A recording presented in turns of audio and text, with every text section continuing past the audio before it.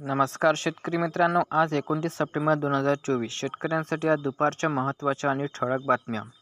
नव्या सोयाबीनचे दर गडगडले, जुने सोयाबीन आणायचे कुठून? शेतकऱ्यांचा सवाल. नव्या जुन्या सोयाबीनमध्ये 635 रुपयाचा फरक. दिवसाला 570 रुपये मानधन. 59 जागांसाठी झाली भरती. नियुक्ती लवकरच. होमगार्डला युवकांमधून पसंती. हरित ऊर्जा क्षेत्रात 1.29 लाख कोटींची गुंतवणूक. 36,000 रोजगार. उपमुख्यमंत्री देवेंद्र फडणवीस यांच्या उपस्थितीत झाले करार. विदर्भ, मराठवाडा तसेच खानदेशात पावसाचे घुमशान. पुणे मुंबईत दुसऱ्या दिवशी जोर ओसरला. जायकवाडीचे 18 दरवाजे उघडले. संजय राऊतांना 15 दिवस जेल, लगेच जामीनही. भाजप नेते किरीट सोमय्या यांच्या पत्नी मेघा यांच्या मानहानी प्रकरणी दोषी. 25,000चा दंड.